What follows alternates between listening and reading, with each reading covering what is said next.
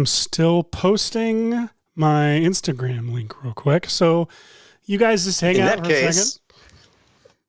Welcome, everybody, to VFX and Chill. This is our live weekly talk show where Seth, Michael, and I talk about visual effects. We like breaking down visual effects from our favorite movies and TV shows, and also trying to teach people how to do and recreate some of those effects at home. I believe that this is a special week because I didn't believe I was going to be on the stream, but thanks to some lovely rearranging, I am here on the stream and super prepared to tackle this exciting show. I couldn't have said it better myself, Hash. And I'm Hashi, by the way. I think it says it on the bottom of the screen probably. It says it right. But welcome, anyone. Right there. And hello to anyone watching on the many channels we are streaming to. Often the bulk of our chat is over on the Red Giant YouTube page, and it's streaming live right there now. So if you wanted to pop over there, that could be exciting, and you'll have the largest number of people to bounce your ideas and thoughts off of. And also your suggestions are a huge component of the show. So please feel free to basically shout at the show what you want us to do throughout, because we're easily diverted off of any plans that we had to pursue something interesting that you folks are curious about. I've never done my lowered my desk or raised it during the show before, so I didn't really know what to do just then. That was beautiful. It's like it felt very much like a little snorri cam setup whenever that happens. Yeah, my whole desk is attached to me, so when I walk around, it goes with me. Aronofsky references. We should also say at the top of the show, happy or sad. Anyway, Good Friday. Whatever you feel on Good Friday to everyone. Yes, Good Friday to everybody. Emotions. Good Friday to all of you. It's the bad guys thought it was the last of Jesus on Good Friday, but then Sunday came. Oh, boy, were they wrong. Oh, man. Thank you, Michael. Yes, happy Easter to all who celebrate. Happy VFX and Chill Day to all who celebrate. Indeed. We are a little less planned than usual this week, if you can freaking believe it. I didn't know that was possible. I didn't either. Guys, I'm going to be honest. I spent the whole morning going nowhere. Like, my Friday mornings are my favorite time of the week, where I am diving into prep for the show, and I literally do nothing but like finish up prep that we may have done for the week. It's just, I get to like hone in and focus on the show, and then we do the show. And I did that. Thing is, I sat down at about 6 o'clock. I looked up and it was 11 p.m. And I realized I had just been like dialing knobs and sliders in Cinema 4D, and I had no concept of time. And what I ended up making was garbage. So I have no idea how to accomplish what I think we've talked about wanting to accomplish today, which is the intro from the HBO series The Last of Us, based on the Naughty Dog game. It is a incredibly cool intro that every time I watch it, I'm like, beautiful. Like, I've been doing so much in cinema lately. Every time we just watched through the whole show, and every time I would see this intro, I'd be like, I feel like I know how to do that now. Like, I feel like I've got the tools to be able to know how to do that. Turns out, do we know what house did these? I knew it, and I wrote it down, and then I forgot it. So hold on one second. It's beautiful work. Yeah, it's. I love growth effects just in general, and this title sequence is just all growth effects everywhere. Growth effects, fluid sims, and flocking particle stuff, just my jams. And this all of my nicknames sequence in high school. While you're looking for that, I do want to shout out to folks in the chat. Alexander Sevilla is thinking it would be cool to have Crossy Road in real life with all the Crossy Road characters hopping around in the real world. Thinks that would be cool. Kevin Rupp says they had to stop by and tell Seth, thanks for all your hot font tips. Never sleep on a daring font like Impact ever again. And Chris Veranos agrees, top-notch tips on fonts. Yeah, one of the reasons why Seth was a little bit tied up this week was he was filming a PSA just to help out, motion designers and title designers alike. And we appreciate the work. I don't know why we didn't get to it sooner, but I appreciate you making the time. Because it didn't happen, and I didn't do it. And it's wrong. And you're spreading lies, false, fake news about me, and I don't like it. I don't know what what you mean. Hashi, you and I have talked about this. Our relationship is built on trust and it's just important that we always respect that. And you went and made this abomination. By the way, Elastic did these titles. Elastic. And they are truly, truly cool. Honestly, I'm afraid to play it in real time because we've, been kicked off YouTube for things like that before. Particularly like this part right here. I love. That's so cool. It's so fluid and cool. And so I've tried several different things to do this and they've all failed. So, well, that shot in particular looks like something that I would want to try in particular. And I believe that you had the same thinking. Is that right, Seth? Yeah. So I did it with flocking first. Oh, I have a new idea for how to do it. Just watching it. Okay. Well, let me tell you what didn't really work. And then we can talk about what maybe will work. So yesterday I did a version using flocking. Let me fix this back to the less sacrilegious version. There we go. So what I had started doing was this flocking deal, which it's a cool look, but it's not it. And obviously, I assume there would be tons of effects and stuff going over this, but it just didn't feel right. Then I did this just now, right before the show started. I started trying something with fluids in particular. Ooh. Which is its own really cool look. And it actually does nail the movement of that open thing. Those little vortices that happen give this cohesion to the way some groups move. And that's just, I can't remember what they're called. 100%. What are they? There's some silly name for them. Little voxels? No, it's not voxels in no, it's fluids. Vlobs or the little. What is it, Michael? It's a cool name. The squishing around. It looks like olives in a jar of vortice influence direction. My brain I think your flocking example would have benefited from some wind in the Y direction to get more of that upward motion. Yeah? Yeah. It's not a bad idea. Yeah, that's pretty cool. Can I show an example? The cool thing is that you can use the simulation tools together, so flocking and the environment physics can all work together. Wait, but flocking and fluids don't work together.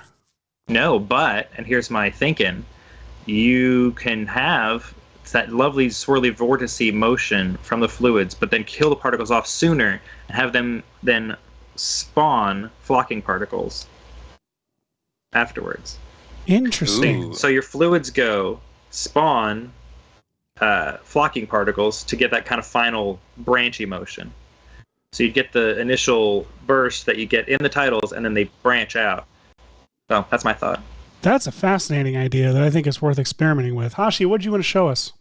Well, I wanted to mention that here at Maxon, we do have a lot of different shows that cover a lot of different topics in cool ways.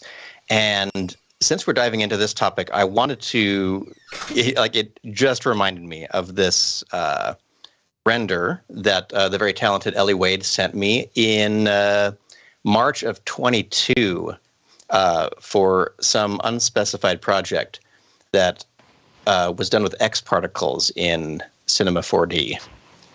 And well, that's it. I feel like we've got to, at some point, pick Ellie's brain when she is not busy broadcasting on the 400 other streams. Yeah, that's the way to do it right there. But this is wild. And we are looking into some 3D ways to do this in Cinema 4D. And I do not know how far any of us got in that research. But well, I got a little bitty far, not super far, and it for some reason will not load anything at the moment. I got Michael. You pointed out a tutorial called "Shortest Path Generator" by Dominic Ruckley. And this is cool. Yeah, you did some really neat stuff. Because it shows a Notion ad that we're showing for free right before. Hang on a second. Skip ads. Here we go. So this is cool because this guy Dominic wrote a Python. What is it? A generator? What would it be called? A Python script? It just generates splines or paths, I should say, that try to find the shortest path up. From your start points to end points, and so it it's really straightforward and really cool, and he has it available for free. I'm sure Michael will share the link. So I did some experimenting with this, and then opened up the project file, and nothing was there. So.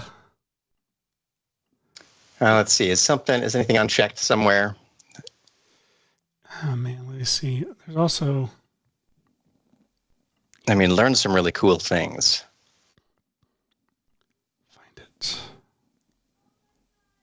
I don't want to get too far past where we're at. Patrick Adkins wants us to start a new social media channel called But With Rapture to go on with today's Easter theme.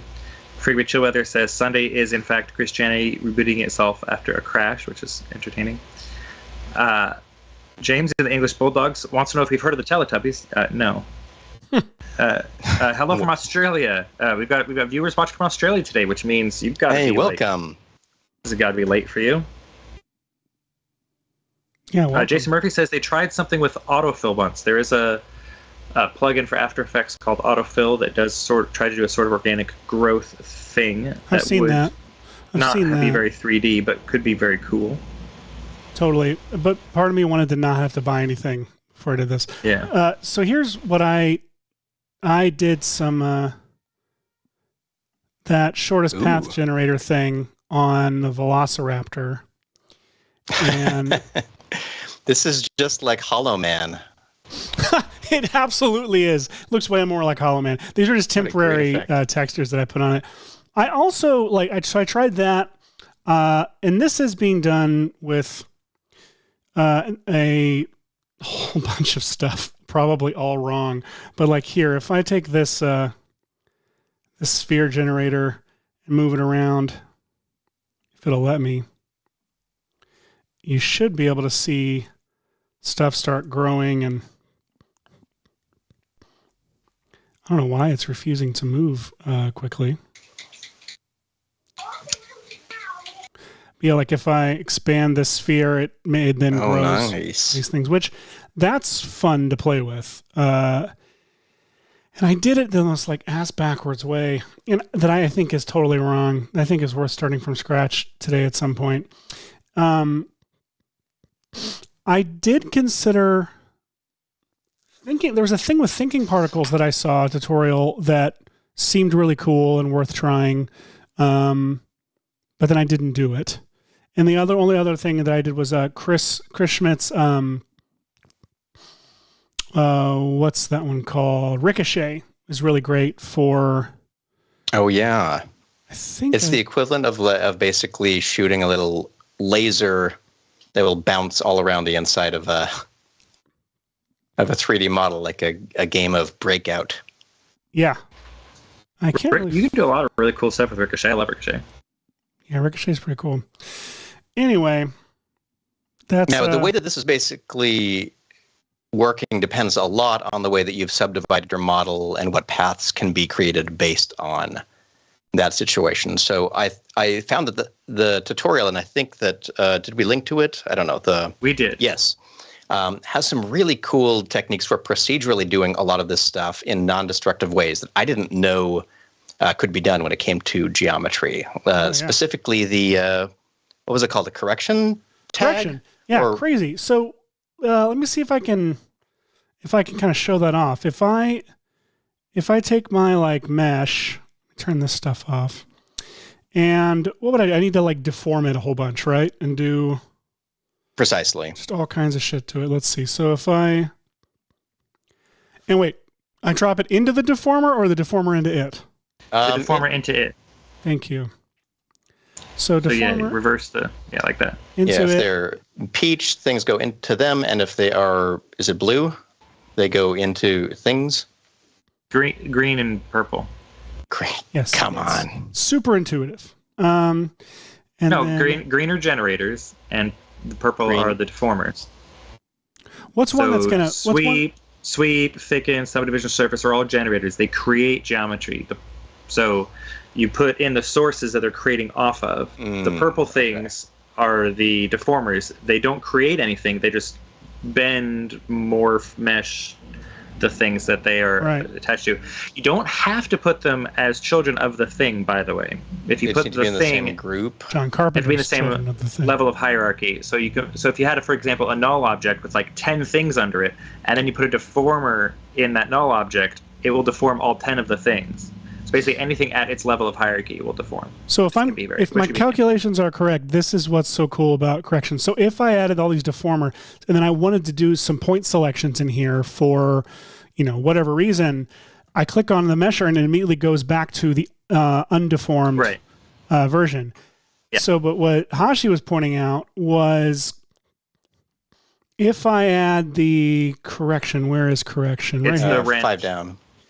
And on the correction, I then want to go in and select points. Look at that. I can do it. There you go. You super can. The correction deformer is kick butt. That's so cool. Yeah. I never knew about this. I was always subdividing, or the great example I think uses is if you do a polygon reduction filter, so you can still have your complex model that you're growing vines up, but you want a simplified poly, network like this that the paths can be generated on, instead of trying to use all the millions of little triangles. You can do this. Super, super useful. Very great. Correction. The correction, do we call it a deformer, I guess, or utility? It is. It's in the purple. Correction deformer. That's what it is right there. So Hash, how you doing? What are you doing? I'm doing well. I am unsure. I was just pulling in this logo that I believe you recreated. I don't know if we have the... is that intro saved in our folder? No, I will put it there. I'm going to drop it in there. I just would love to compare and contrast. Yeah, I forgot to do that. Here we go. Ciro Hartman says, if you just Google The Last of Us, there's a mushroom button you can hit to get the growth effect. That would just be a lot faster. Andrew Smith says, time-lapse slime molds tend to have a pulsing motion as they grow as well. Yes, you can see that in The Last of Us. It grows, and it pulses up and then shrinks down and then has a little pulse, which you can easily do in Particular by messing with the size over life. You can also do it in X particles if you're using X particles to do this, with a similar technique, actually. Ooh. I was curious, just out of pure curiosity, to see if there was any kind of procedural in After Effects way to do this. If anyone's going to know about it or find it, it's you, bud. Let's see, core radius. Interesting, maybe.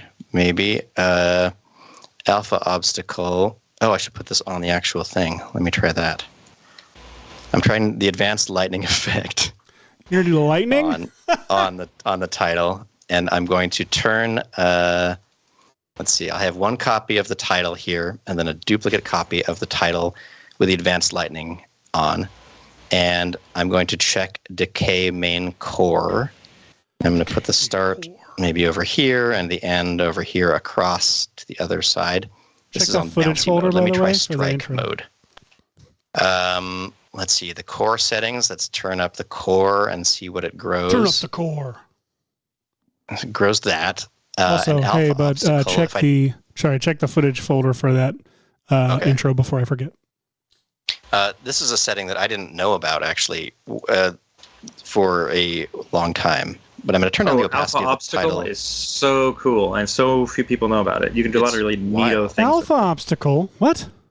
Look at Yeah. this. It makes the lightning bounce around, driven by the alpha.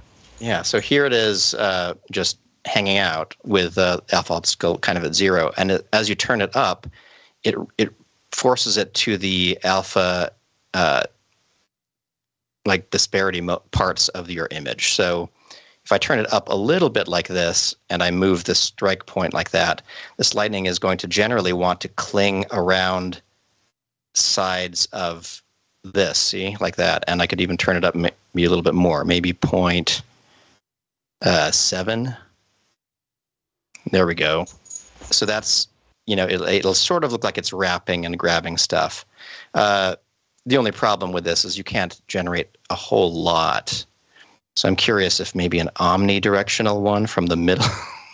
Well, Hashi, you can apply a second instance of the effect and just tick the composite on original to get multiple lightnings coming from multiple spots. I've used this on a number of projects in the past.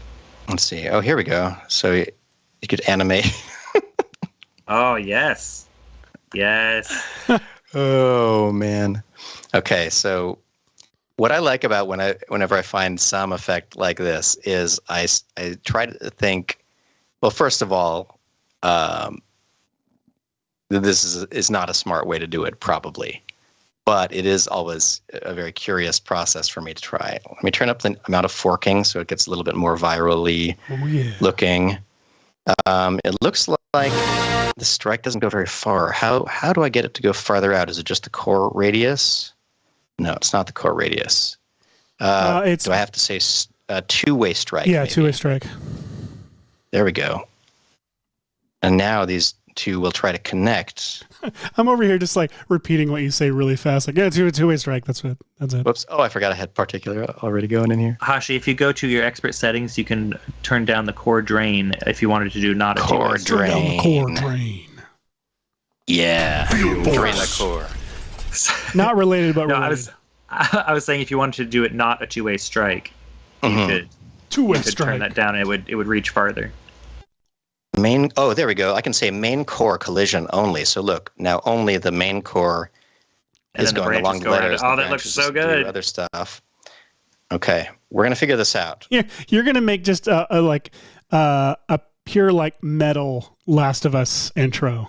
I am. I should save this project. That's always one of my tips. That I make sure. Hashi's tips: don't name things. Sometimes save them. I was so upset last week that I never saved my Cinema 4D project with my hatching raptor as I went through. Oh, you didn't? Mm-mm. And it ends up being so easy for me to say like, nah, when it asks if you want to save changes. So I don't know why I don't know. Hashi Show 01. Okay. So I am curious about pursuing this a little bit. Because what I guess... What would I need to do? There's some kind of weird, I don't know, organic-y color. You know what's probably going to work, dude, is liquefy on top of that. Oh, yeah. Like do a shitload of that and then liquefy on top of it to make the twists and stuff. Let's see. Let's try twist, turbulent displace. Spent all morning. Oh, look at this. That is brilliant. Let's see, I'm going to make the size of the displacement about that much. I'm going to twist them a little bit like this. Seth, you beautiful genius. Look at this. Look at that. I'm curious about bouncy. Bouncy does sort of like... Yeah, it's really uncontrollable. It is really uncontrollable. I'm going to go back to two-way strike. I kind of like that you can place that at a couple places. So here's what I'm going to do. This is very War of the Worlds looking right now. It is. It really is. Jason Murphy wants CC Glass to give us some depth. Well, okay, Jason Murphy, he can Oh. And Zedge, Z-E-J, is using way too many caps for a show called VFX and Chill. Or like VFX and Shrill. Yeah, no, I get what you're saying. Shrill. But the Maxon One subscription is what is enabling Maxon to the income from the subscription is what's enabling them to make those capsule drops in the first place. About half of the capsule drops, the preset materials, the preset node structures, those are all made possible by the Maxon One subscription, but half of them are available to people who are just on the regular Cinema 4D. So you're actually kind of getting some of the benefit of the Maxon One subscription without with just having the Cinema 4D subscription. But you're not getting. There's no new nodes or anything for Maxon One users. It's just presets that were built with the existing nodes. You could make anything that's in the Maxon One capsule drops with what you've got already there in your regular Cinema 4D subscription. If you don't want to bump up to Maxon One, but if you have Cinema 4D and Redshift, it's really not that much to jump up from that subscription to the full Maxon One, which gets you not just all of the presets that come in the asset browser, but also all the Red Giant tools, which I personally couldn't do my 3D work without. Magic Bullet Looks especially is vital to a lot of my 3D work. And Optical Glow and Super Comp and a lot of my MoGraph stuff I use Particular in sneaky ways. Like I wouldn't be nearly as competent without my Red Giant stuff. So I would say if you got Cinema 4D and Redshift renderer already, you might as well get Maxon One, because then you get ZBrush and Forger and all the Red Giant tools with it as well. But all that to say, it's VFX and Chill, man. Don't need so many caps. VFX and Chill, man. Or woman, or non-binary person. I don't know what you are, Zedge, but chill. It's okay. I hear you. Okay, so this is fun. This is interesting. We are welcome to experiment with other ways to do this. I should name this one Lightning. How is it spelled? Lightning McQueen. And then Hey, I don't know what. Duplicate your advanced lightning effect and tick the composite on original option, and then you can make a second set of lightning bolts. Sounds good. What I'm curious about is if I can. I guess I might as well just do that. So, composite on original. I can put another one up here. I was trying to think of if there's a way to make this more procedural. You know. Oh. Look, I've got the red demo X from hell right here.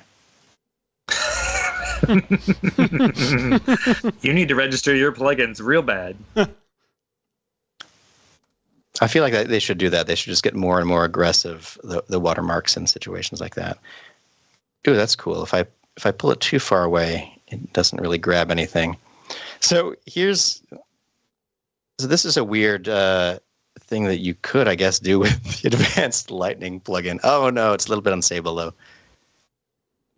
That's interesting. I wonder. It's unstable because the second instance is what's being unstable, because the alpha is changing underneath it. Oh, that's a good point. Because you've got the other advanced lightning effects. So you may just need to have a bunch of copies of this. Yeah. Well, this is interesting. I feel like this could be a worthy of pursuit situation. See, what would I do? I would maybe try some CC glass on top of this surface. I'm going to change it to the alpha. And I don't remember if that will respect the effects before it. If I go, I feel like it does. Let's look at the lighting. Let's see. Let's make the light height a point light. And then I can put that wherever. Is this the controller for the point light? Here's the light position and light height, light low, light intensity. Not getting a lot of variety off of this. Is the ambient too high? Height? Nope. I guess I don't want very much softness. I don't want a ton of displacement because these are very thin, right? Okay, now I'm starting to get some more shady looking shading. Shady. Let's see. So what about if I did somewhere like this? And they're skinny, so it's Slim Shady. Oh, goodness gracious. Wow. It's my phone, everyone. And then I'll add the most beautiful After Effects effect ever, a drop shadow. And now turn up that softness so it simulates some ambient occlusion. Look at this. It's done. That looks really good. It does And look I'll cool. add some fractal noise to the title that I'll put at a really low contrast, like this, make it a little bit brighter.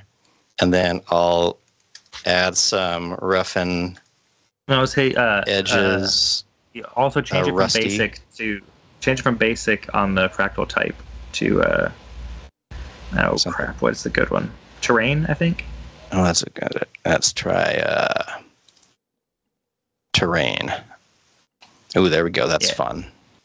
So let me turn the brightness up a little bit more until we get some kind of dingy looking letters. I could scale the pattern down until it becomes basically like texture. Roughen the edges up. Maybe turn the edge sharpness down a little bit. So these are more lightweight.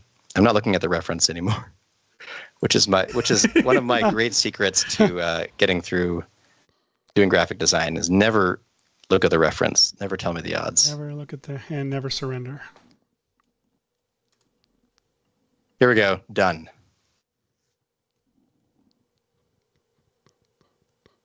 It grows little thingy things. That's pretty good. And you could I duplicate love a copy. taking some of these old After Effects tools that people are like, it's old and janky. I'm like, no, it's not. You just haven't messed with the assets. Like, there's so much you can do with it. Like Shatter, it looks awful at defaults, but you can do some really cool stuff with it. Same with Advanced Lighting. Like that glow that comes with Advanced Lighting and everything. It just looks. But you can do some neato stuff with it. You really can.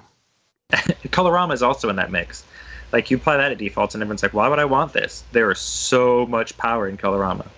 And I believe in Colorama, at least in beta, right? They've updated the color picker. Yes. What a glorious day for. I have a few more feature requests, but I'll take at least something happening to it. I love that. Okay, here we go. Here's a bunch of them. Here's 3 of them happening at once. And in fact, I'm using a 4K image, which is silly for this title. So I'm going to put this at half. Though I don't know if that'll make the lightning render too thin. There are some effects that don't like to be put in half. Some. Okay, so the weird part about this is that the taper, like the way that these drain out, it's like they don't feel like they're growing a whole lot. They're sort of appearing over time, but not. I wouldn't say they really look like growing yet. So I feel like we've got to pursue something that gives us more of a active growing effect. Active growth. Active growth. That's what you want your business or your vines on titles to have. Yes. I mean, you were getting a pretty good growth effect with your with not the 2.1 but the other one, and you just drug the strike point out. That gave us some nice growth looks. That was actually the best looking one, huh? But you're getting away from a very procedural and going into hardcore manual direction. Yes. At this point now, yeah, this is really specific, and if you wanted to switch this out, it's a bunch of trouble. So Seth, you want to take the screen back for a second, and I can try to figure out what else I want to try to do. I'm working on taking the fluids that I had and having Michael's idea of having the flocking particles come out at the end. Something is up though, and I don't know. That's from parent speed, and this is a parent end of life. Oh, fix this, Whirly.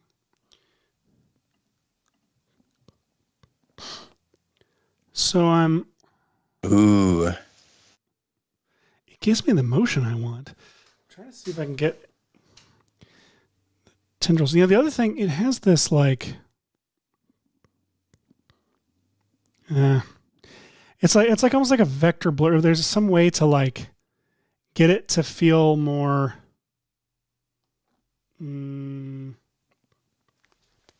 I just don't know how. It's almost like you want this kind of fluid motion, and then you want the fungus like texture on top of it, and you want this to fill that fungus like texture. But to have a fungus texture that goes in the exact same shape as this kind of emitter doesn't. I don't know how to do that. You know what I just realized? This is saying Trapcode at the beginning because it's not sampling my text. That's so great. I didn't know it did that. That's funny. Yeah, there's limitations on what the designer, which is outside of After Effects, can actually get from After Effects. And so it tries to make do for you so you can at least give it a go. The designer, like I used to be a never designer person with Particular. Like I used to always be like, effect control window forever. But the designer is just, for working out the basic movement of your particles, now it's so much better, especially with how much power Particular has now with all the flocking and the everything. Like I just got it. I'm a designer person now.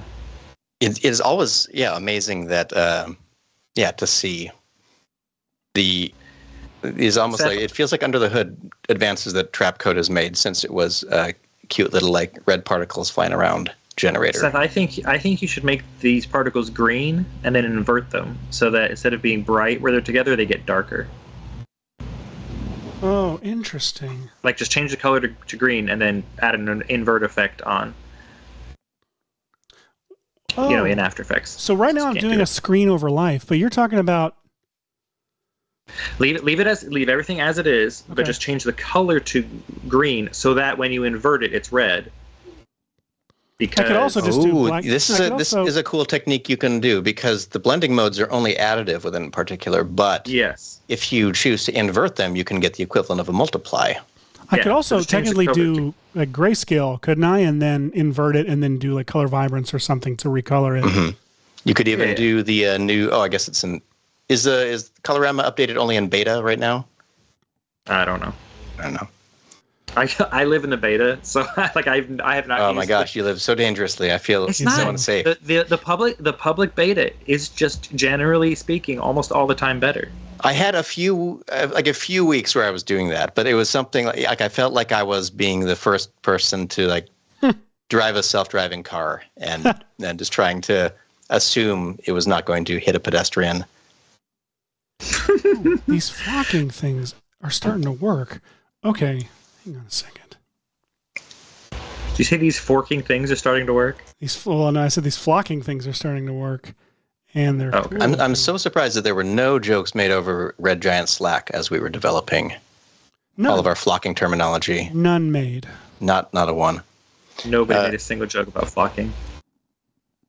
Over here, Seth, on my screen for just a second, this is very silly, and I don't remember if I gave this away on the show at one point, but since I was using Advanced Lightning, I remembered that I wanted to make this procedural tree generator that generates a random tree on every shape, and it's basically just the Advanced Lightning effect that then can have a bunch of bevelly junk put on it, and then you can create a leafy alpha by basically cutting off the beginning of your lightning and just using the back of it and matte choking it really far out, and then roughening its edges back into leafy patterns like this. I have one in the foreground, one in the background, and you end up with these totally in After Effects procedural tree things that you could take a whole bunch of and put somewhere. So anyway, Hashi, I feel like this is a good cheap tricks possibly.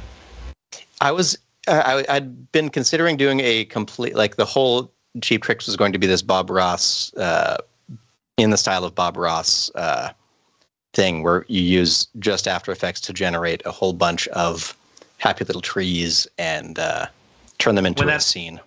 When that Owen Wilson Painter movie comes out, that definitely isn't Bob Ross. That would be a good time to drop that tutorial. That's a good idea. But anyway, back to you, Seth. Oh, back to me, huh? If anyone wants this tree generator, I can Share it. Do it. Yeah. Save it. Save it for the cheap tricks. Good point. Doesn't make sense here. The Last of Us plus free generative tree. What do you have? Oh, Script. that's. I just went. What do you have going there? And I realized that's my screen. It's What is weird this? Christmas That's tree brilliant. fungus. All right. Yeah, so go to where. Yeah, right there. Now just pause it for a second, and then add an invert effect on it. All right. On the particular layer. Yeah. See, there you get like nice deep. Interesting. Gives it a whole different feel. Still needs to be bright at first. So I might need to reverse.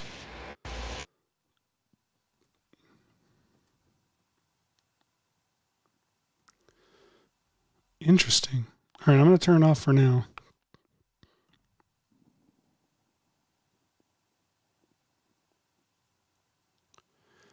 And load. Oh, you know what I'm going to do? I'm going to turn off. I have a time. Fun fact. Ooh, that looks really cool. If you don't know this exists, by the way, which I know everybody here does, but if any of the viewers at home don't know this exists, under global controls, there's a control called physics time factor, and it's pretty much what it sounds like. You can do a time ramp with your particular, which is what I'm doing here to match that Last of Us. Oh, well, hang on.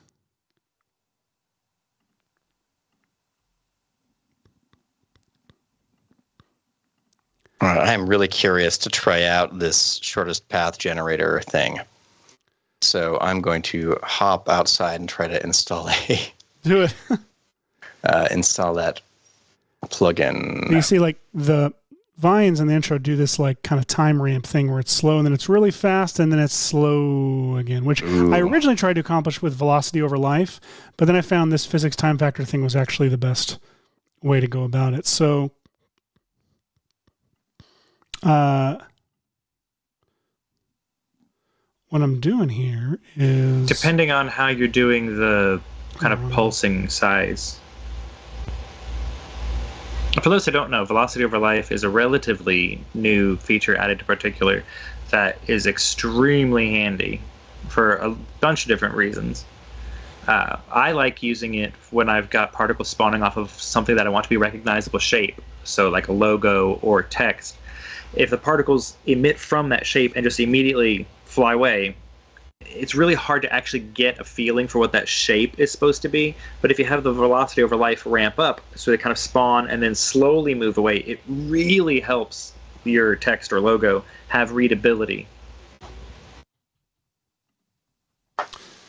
In fact, I'll show you what we're talking about. The right after These messages. these messages. Speaking of messages, folks in the chat, let us know where you're watching from today so we can say hi to you in your native land. I thought you were going to say language. Like, you are committing us to something. Oh yeah, I'm a polyglot. Very I'm going to talk to you in Australian and British and Irish English. So I'll greet you in Australian. That's not a knife. This is a knife, as we all know. I thought you were just going to do good day, mate. I've been watching a lot of Last Man on Earth, Uh, and that's a recurring thing. Let me take some guesses about where we got people from. I'm guessing, let's see, we probably got someone from India in the chat, probably, with all these folks watching. Someone's got to be from India. Probably someone from the United States, probably. Oh, hey, we got Ireland. Southeast Ireland, specifically. Someone watching from Georgia. I'm not sure if it's Georgia the state in the United States or Georgia the country. Dallas, Texas is watching. Someone from Bosnia is in the chat. Hello, Amalowski. Whistler, British Columbia, Canada. Someone from the Bay Area, I assume, in the U.S. Someone from London. I don't know if that's London, England, or London, Kentucky, but hello in London. Hello in London. Okay, or Georgia is Georgia the country, not Georgia the state. So excellent. Hello, Georgia. Hello, hello. I wonder if you have peaches there too. Buenos Aires, Argentina is in the chat. Hello, Julian. Fluff is from London, England, not London, Kentucky. Who knew? Justin Leduc says they are watching from the HBO headquarters where a couple of lawyers are drafting a lawsuit. Excellent. Wow. You have some real ins in the industry. Daddy's Factory is watching us in France right now. I'm sorry, Daddy's Factory? Daddy's Factory. I assume they create villains, yeah. Oh, I thought you said Daddy's Factory. No, Baddies. Welcome to Daddy's That's a different Factory. kind of factory. Both have mustaches. Anyway, Kenya. We got someone from Kenya in the chat. Hello, Dennis. Saying hello to the dope VFX artists. Where are they at? What are you talking about? Dennis is from Kenya. Oh, I know. I was talking about the dope VFX artists. I was being humble. That was... Oh, yes. Well, I think they're talking to folks in the chat. Just kidding. I think they're talking to us. Virginia, USA is in the chat as well. Hello, folks. I am talking to you from near Nashville, Tennessee. And Hashi is talking to you from an island. That island life in Canada. Did you just do that in a Jamaican accent? No, it was the specifically the North Atlantic Prince Edward Island life accent. Accents. Road Studios Productions asking, "Hey, what are we doing? Why is it called The Last of Jesus?" Hashi and Seth are playing with different techniques to recreate the Last of Us title sequence, or at least the very end part of it. And it's called The Last of Jesus because today is Good Friday, and the bad, hypocritical, religious-y folks who thought they were killing off this upstart Messiah thought that Friday was the last of Jesus as they tricked the Romans into crucifying him. Wow. So yeah, The Last of Jesus. It's a very, very complicated pun for it being Good Friday and a zombie movie or zombie show. So speaking of Good Friday. This is not. Jeez, I've got to repose this person, huh? Let me see. Well, we're not looking at your screen at the moment. We're looking at Seth. Thank you. So while you repose that person who is in repose, I like to also call out some of our other folks from the chat. We got Nigeria, Mexico, Germany. There's two words. Germany. Germany. Yeah. I'm actually curious. Let me see if these got all shuffled weird.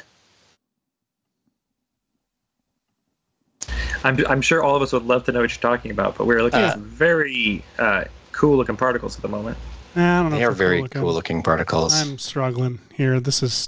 Problem is they birth right at the beginning. They're supposed to be end of parent life, and they don't. They're coming right at the top.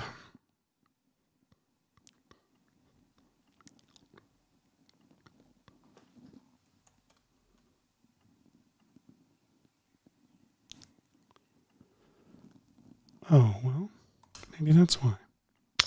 I mean, yeah, working with particles is a delicate process of experimenting with 4,000 things that don't look like it, and then one that coincides with your release date. Oh, we're getting somewhere. I mean, we just found something that might. It's starting to look promising. Okay, so what if I gave it velocity from emitter motion? Oh, interesting. So it kind of continued and then started flocking. Now they're all going in on themselves, which means the flocking is... You need to make them have a much narrower field of view, too. Oh, okay. Because right now they're kind of looking almost behind them, and you need them to be looking pretty much just in front. All right, help me understand field of view. I've actually always adjusted this and never known what I was doing. Yeah. So what it is the particles are heading a direction, and right now they have a 270-degree field of view, so they can look almost behind it's going in both ways. Okay. behind Okay. 360. So if you narrow it, they're not going to be paying attention to the particles next to them, just paying attention to the particles kind of in front of them. So you can get them to more like try to follow the ones that are nearer to them. You can also turn down their range of view, which is how far in the distance they can see. So you can make them more nearsighted and tunnel visioned, and they'll be much less likely to pay attention to stuff around them. So let's see. 27? Why not? One of my favorite Simpsons jokes of all time. When Lisa is, I think she's like, she's struggling to, she's competing in something that's a male only, it's either a sport or something. And she's like, what would mathematics do? And then a bunch of mathematics symbols, like math symbols, show up around her. And in this order, they go, Lisa, you are greater than or equal to boys. The other one says, Lisa, you may be 8, but your possibilities are infinite. And then the number 27 goes, 27. And because of that, 27 is the funniest number. It is. Okay, something's kind of happening here. The trick now. That is pretty. You're pretty. Thank you. You're welcome, pal.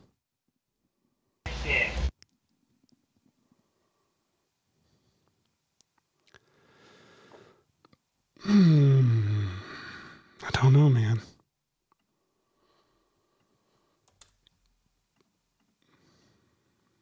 Let's see. I again, in the background here, did something and then crashed it without ever saving. What? I learned nothing from 5 minutes ago. Bud, what are you doing? Oh, man. I learned nothing.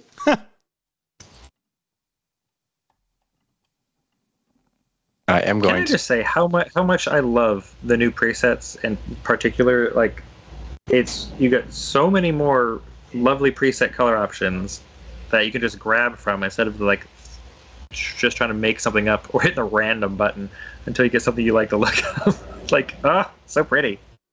It is really cool. Okay, I'm going to save it this time. I've saved it, everyone. No, did you? I did. I Speaking saved it. Speaking of Good Friday, you should do, when you're working in motion graphics and visual effects, you should do what Jesus does. Jesus saves. Good God. Michael. He is a good God. There are not enough,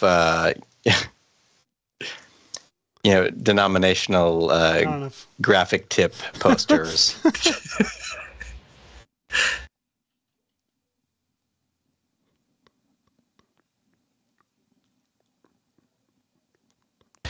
Seth, I wonder about your initial spawn of your fluid particles. Yeah. What's happening? Because you've got really cool motion down there, but how about making a smaller emitter and then just animating it up and having it spawn? Well, right now they're coming out of the text. Oh, I gotcha. So you need to make your fluid size larger. Because the ones up top aren't getting affected by your fluid. I can do that. Oh, yeah, your force region size. I can do that. In the meantime, I am going to try to play with there we go. Showing up. You got what, Ash? Oh, I was going to try playing with the shortest path thing. Do it. So I'm curious about that. You're probably going to get a lot better results than I did. Go for it. Let's see. Well, I've got this a model in here that I'm going to try. I just needed something with a few points on it, and C3PO has a few points. So I need to make a point selection. So let's try maybe. I'm just going to use the very the tip top of his head, and I'm going to store that selection. Select store selection, and you can see a little point tag got created right over here. And then I'm going. For fun, you can drive that with fields too, by the way. So if you want to just quickly move it around, you can make it driven by fields and then just move a spherical field or a random field or whatever kind of field you point want. selection. So if I have a point selection tag, I can check use fields. And then whatever fields you put in there right now, it's using that freeze, which stores the 1 point you have selected. But if you want to just put something else, you can get rid of it and put a spherical field in there. Yep. I like that so much more. Right? Okay. Probably make it smaller, but yeah. So let's see. So right now, do you need to apply? How does it update per? Like, is this already? If this field exists for this point selection, they're all selected already, right? They should be, yes. All right. It's just not previewing them, but in theory, let's see. How do I make it preview them? Spherical field is connected to this. Use fields, use deformed points. I don't know how to make it show up for sure. Should be. I imagine that this is working. Let's pretend that it is. And let's make this a field that we put up here. And then let's, I'm going to duplicate this and put one down by the feet that is bigger. Down by the feet. Actually, let's see. No, what do I want to do? I want the one at the foot to be smaller. So let's see if this works. We'll size down this spherical field. Spherical field, let's rename them. Let's put this, rename this feet, and we'll call this top. And then we'll add another point selection tag here. I'm just going to grab this one and control drag it over like that. And then in each of these settings, I'm going to disable, let's see, the first one will be for the feet, and the other one will be for the top only. That way I have 2 point selections that I can feed to this shortest path script here. Make sure that your fields are set to the right blending mode too, by the way. Oh, let's see. They are max right now, so that would mean anything in them. You probably want that to be normal. Normal? Mm-hmm. All right. So normal on that one and normal on that one. Great. Okay, so now let's see if I feed these to this script, this Python script. We'll say, which one is this? This is the feet, right? Okay, perfect. So I want to drag feet into point selection start, and this one into, wait. I just didn't like the way it looked like it named it. Oh well. Point selection and point selection. Okay.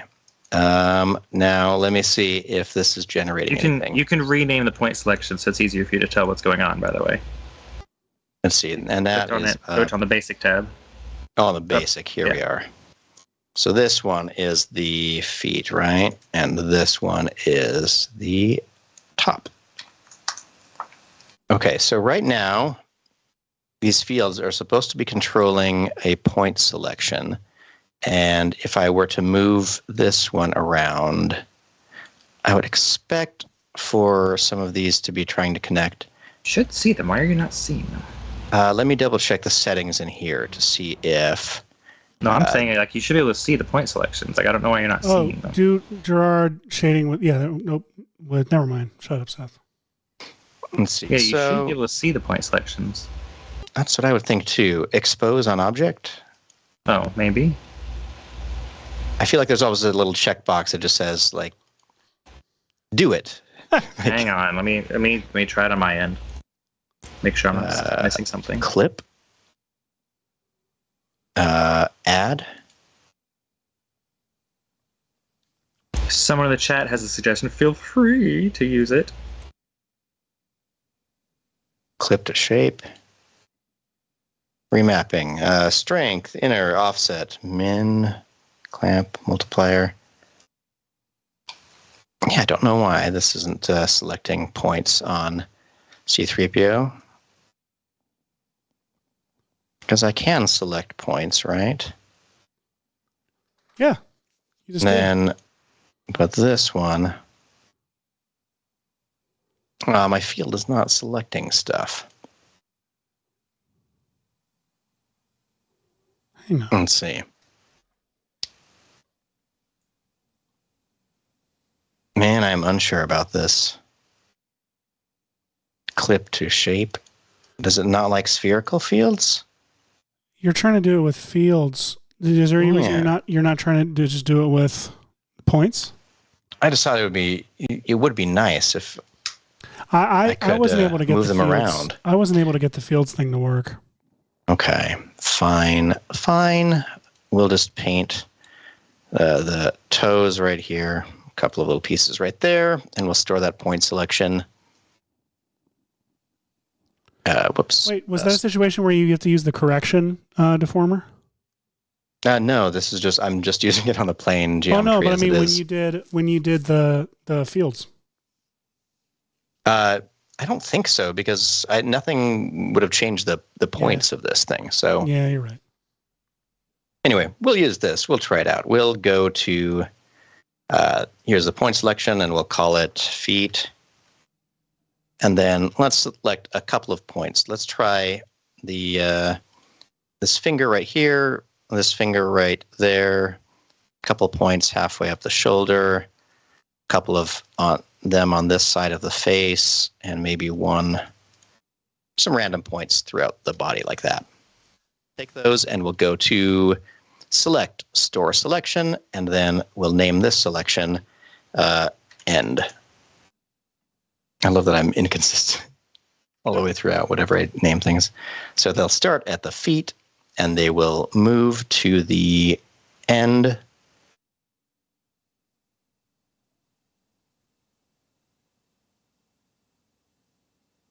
Oh, you know what? There might have been a within the script, the Python script, there actually might have been something to use its fields here. I'm really confused about that.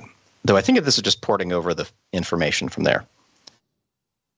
Anyway, let's see what we've got here. So shortest path. Maximum iterations. Let's turn these up. How big is my thing generating? So this should be generating some kind of sweeps on this, but it's not yet. Max iterations, point, start. Oh, starting at the feet, ending at the feet. Starting at the feet, ending at the end, and a bunch of iterations. I've done something wrong somewhere. The object, does this have any? Here's the code. I don't know if the code is what contains how far along the path it is. I assumed that it was things from here.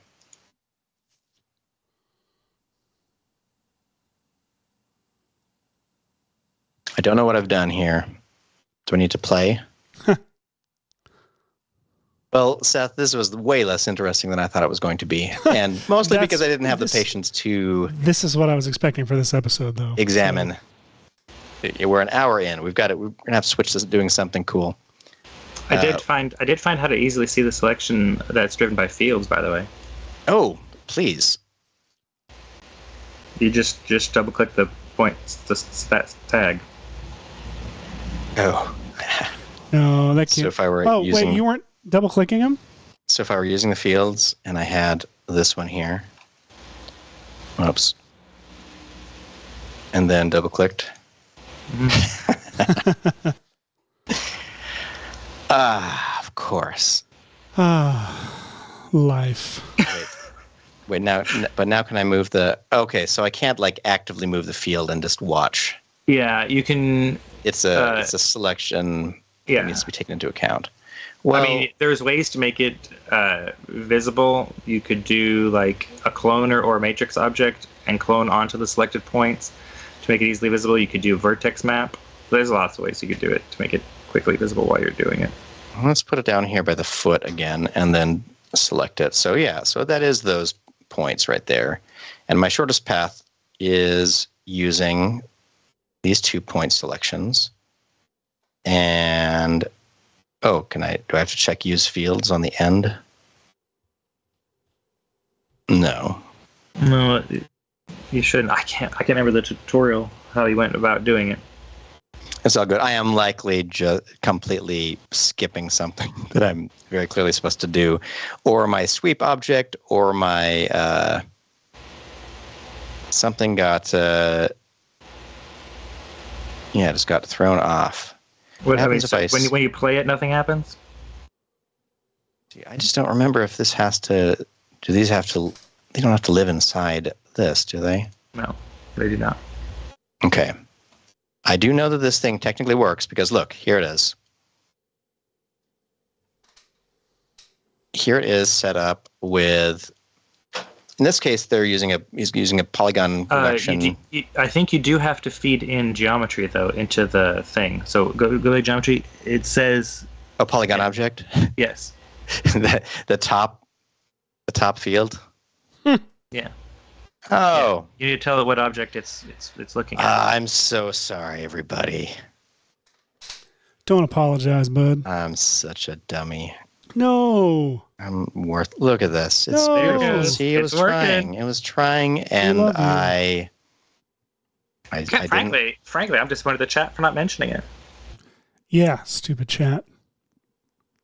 So if I move the field up there, when does it update? Do I need to now use field for the feet? I say that because the chat did say it just right after I said it. Okay, so this is a little bit bizarre. Let's see. How do we get it to move this field from the... select that. I'll move this field down here. And then let me see if does playing kind of reset it, or does going back to the object reset it. There we go. Okay. Starts at the feet, ends at the ends. Maximum iterations is... let's see, 295 right now. Ooh, it doesn't love me playing with this slider.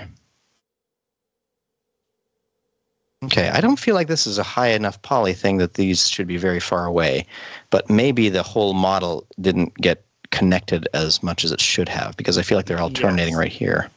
Yeah. So maybe let's... take the caps off your sweep object too, by the way. Yeah.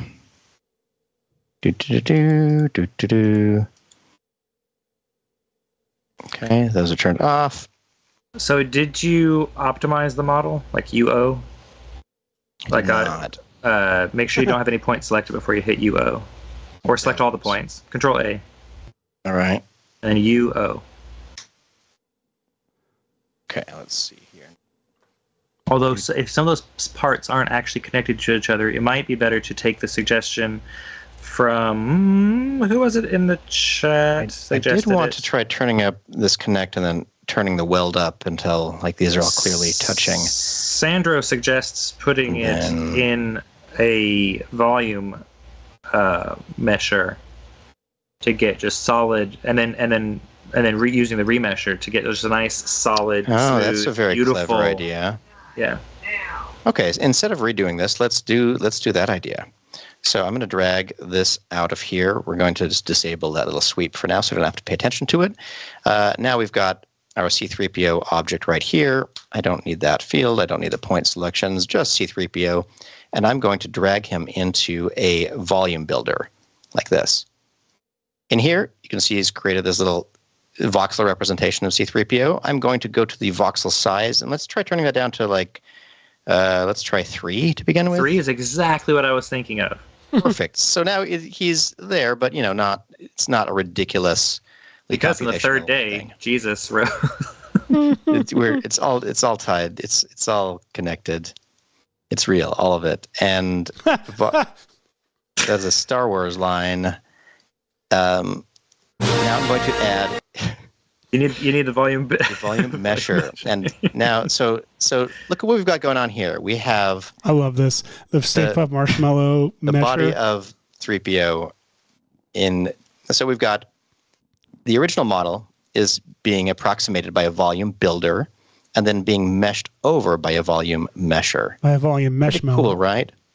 And one thing that I could do just from this state is go to one of these guys and say, let's add a correction guy and throw it into the volume mesher. And so now you can see all the points it's creating. And so it's creating a very nice rounded approximation. And what's cool about that is like C-3PO is buried in here, whatever, but I could have a copy of this C-3PO down here, and you could end up with this volume that is smooth and kind of is very close to him, but doesn't need to be part of the render. Hey, did you guys hear me say volume marshmallow? It was pretty great. Yes, we did. It was an extra joke. Hashi, interestingly, you can you can actually delete the C-3PO that's in the volume builder. Do I need to apply it? No, I'm saying just delete it. Now click on your volume builder again, and there's a list of objects you can drop in there. See, it says objects. Drop your C-3PO in there. What? That's fantastic. So I can just reference this one out here. Yep. Well, lucky day. Look at this. That's amazing. I love it. Let's see. I've got this correction thing here. Under correction, I'm going to see what kind of objects we have here to transform this. I don't know if this is based on. What are you trying to do with it? This is a very boring pattern. So for like, so I'd love it to be more interesting. And I mean, I guess I know I could bake it out, but I'm really curious about the whole idea of keeping it all procedural. So I could swap out this object and get everything working. I mean, you could just put a displacer on it and just make it displace. That's true. Using, and then you could use the model. Well, that's probably a bad idea. Oops. Yeah, so what I'm saying basically is that the shortest path generator is going to trace these lines. And this geometry is actually fantastic for the sake of having a nice mesh that is symmetrical and works on your object. So way to go, volume mesher, except that I actually want a messed up thing. So I can go to the mesher and maybe I can adjust the threshold and turn to be more adaptive. I have a feeling that will give me. Okay, these points are slightly more interestingly distributed. So somewhere in here is where I will get what I want. I'm going to turn up the adaptiveness pretty high and see how bloated I need to make this to start getting a more interesting volume mesher. Voxel range. Oop, that's not enough. We've got to go higher. I'm trying to get more interesting lightning patterns over here. And Seth, you're welcome to grab the screen back at any point while I think what you're doing is more interesting. Michael's whole idea of doing fluids and then spawning flocking is actually looking really nice. And I actually think I need to do like 3 more layers of it. So my thought is right now, these first fluid particles are living too long. I think they need to like live, die immediately, and repeat, and just like our boy Tom, and have each of have the flocking and basically using the emitter motion from those fluid particles, using that motion to feed the velocity of the child particles. What you could do is don't have to make them die right away. Just make them spew out a lot instead of having them die and spew out particles and then spawn some more fluids that have to spew some out. You could. No, I'm thinking it's going to spawn more. It's going to spawn more flocking particles moving that motion, and that will then spawn more flocking particles. Oh, I got you. What were you going to say? I was going to say you could just have them. You could have them spawn a couple of your flocking particles before they die too. True. That would just be a second emitter, right? Yeah. Let me try this thing first, and then when it doesn't work, as it won't, try yours. It might. This is a lot heavier particular episode than I was expecting it to be, because this gets some really neat stuff out of it. Me too. The thing is, it's not going to look like the intro, but it's such a cool look. I want to keep going with it. I think that's worthwhile. I think that this is one of the reasons why we've always said that if you are just getting into something or don't know what to start with, start trying to mimic something. And you said this earlier, Seth. What was it? That it was like, I think you were referring to impressions, that basically if you were... Yeah, it was the voice of Wacko from Maniacs, who said, who was giving kids free advice on doing impressions, and said, just try to do impressions of everybody you know, and if you don't sound like them, you just made up a new voice. And that's our creative approach to everything. I love it. So now I'm in that situation again where I'm mummifying trying to apply things. fields with to do selections, but now they're not working on the correction object. So we'll see. We'll see what's going on here. Polygon object, I want it to go into the correction object, and I want it to use this as the start and this as the end. And unfortunately, that doesn't work. So here's my question. Why don't my fields work on a correction object? Is there something inherently wrong with that working? Because this correction thing isn't making... Oh, can I say lock and then double click?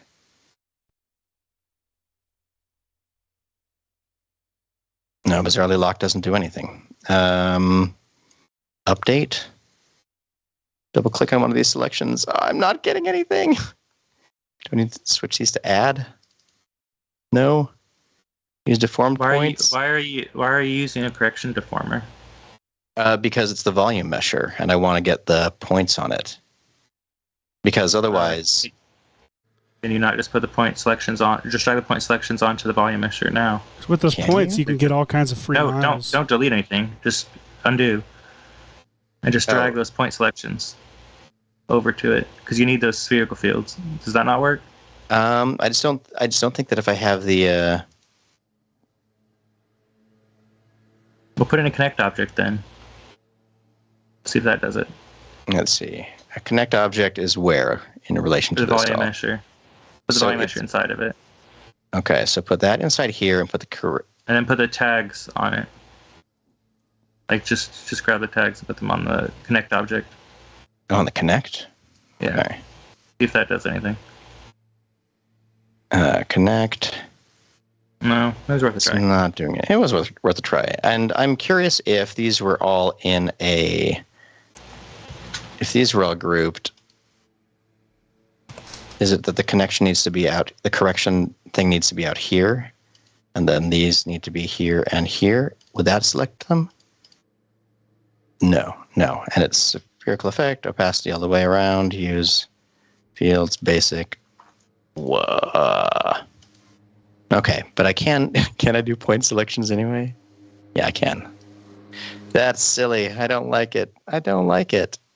Okay, I'll do these point selections. Just a few of them. There. Maybe on the hip. And then let's store those.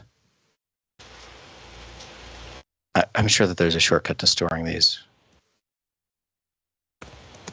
Store selection. And we'll call this the ends. And then we'll grab the foot again. This is going to work one of these days. I swear. Okay, grab that. Let's go to select, store selection, and we'll call this feet. And then we'll go to our shortest path. We'll say that the object is the correction object, and the point selections are the ends and the feet. Cool. Just as we are the hands and feet of Jesus on this Good Friday. Yes. Now let's see. Now it looks like, the problem is, well, first of all, I feel like these are opposite what I thought they would be doing. Let's put the ends there and the feet here. Hey! That's closer somehow. Okay, so now I've got something. Hashi, do you have Insidium tools on your computer? I do not have Insidium tools. Gosh, dang it. Because the reason I ask is they've got some, because there's famous for X particles, but they also have this suite of tools called mesh tools. And one of the mesh tools lets you do some cool triangulation stuff of meshes. So like a subdivider, but triangulating, and you can drive it with fields. So I was trying to think of ways you could procedurally get funky paths for it to follow. But if you don't have mesh tools, I'll have to think again. It would be pretty cool. Now, you can easily triangulate your mesh if you don't like the kind of quad look you're getting from a mesh deform by simply applying dropping a triangulate node operator into your structure. Oh, interesting. So if back in here, Shift under C, my correction, not even there. Shift C, okay, and type triangulate. What version of Cinema 4D are you in, by the way? I should be in 23.2. Triangulate. Yeah. Perfect. Triangulate right there. So that, you can just drop that under your volume mesher. And that will give you a triangulated mesh. If you hit NB, you should still see your mesh. Can I see my... oh, whoops. I hit that stuff. Yes, hide your C3PO just so you can see the mesh you're making. Brr. Yeah, then hit NB to show your lines. Okay, so that triangulate is doing that there. So if this isn't on... that's nice. Okay, so shortest path, if you recalculate it... oh, yes, look how much better that looks already. Thank you, Michael. No problem. Coordinates, inputs, basic, and then I could even... what if I did two of them? Will it do two? Well, you could also apply a subdivide node operator too. That makes sense. It's not going to triangulate again. It's not going to triangulate again, but you could do subdivide. So you could either use a subdivision surface or a subdivide.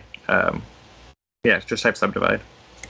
Let's see. Yes, that's a much more interesting mesh. Let me see which order looks better. This order looks better, I think. Okay, so shortest path. Reconsider what you've done and try to. Sandro mentions. Oh, weird. Sandro mentions there is a shortest path tool in Mesh Tools. Yes, there is. I didn't think to ask him that earlier. He also mentions there's a cool capsule called Poke Polygons that would also give you a more I would not do it with the subdivide or the triangulate on, but the Poke Polygons would give you a very interesting mesh structure. Ooh, that sounds fun. Basically, what Poke Polygons does is it kind of like subdivides in a weird way anyway, try it and you'll see. All right, wait. What I want to do is right now I want my end scale to be 0 instead of that. So as it grows along there, the end is pointy. And then I'm going to go to the this is in the sweep object here. Now if I go to my shortest path settings, I can turn up the number of iterations to try to get it further out. Feet to the ends. Let's see. Is this making it too short, or they're getting really tripped up on this must be some hole in the geometry that it really likes feeding into and getting stuck on in the pursuit of the shortest path. So let's go to this point selection and maybe grab some other points. Let's grab we'll grab a couple of points over here and maybe one there, and then we'll go to this selection tag again and say update, right? I swear there's a way to update it. Update. Okay, now let's see what shortest path does if it uses all of these. Reset, rethink, there we go. Now we have a couple more. It looks like even my volume meshing. What if I turn up the radius of the voxel range threshold?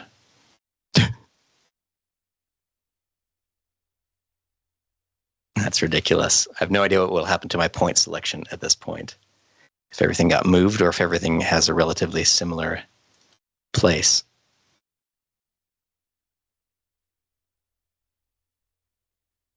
And there we go. We've got some like muscle veins. Yeah. C3PO so bicep cool. Veins. What more could you ask for? Oh, can't say that on this show. C3PO.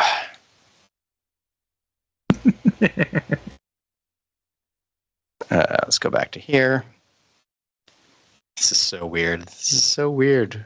Michael, what am I doing?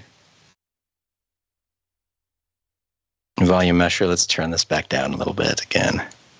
Just got to think for a second, and then doot. When do you update? You turn it off and turn it back on. Oh yeah, there we go. And this is pretty cool. It's just still a little uninteresting. Let me turn up my maximum iterations. Yeah, I think that I'm somehow, even with this volume building, I'm not getting a consistent.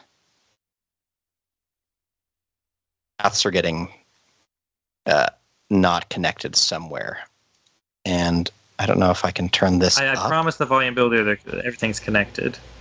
Yeah, like it should be. It's the actual It is thing, connected. right? They're all connected. Yes.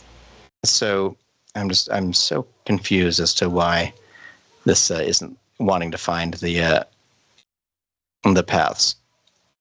Well, anyway, that's as far as I want to take this thing. How much time we got left? We got half an hour.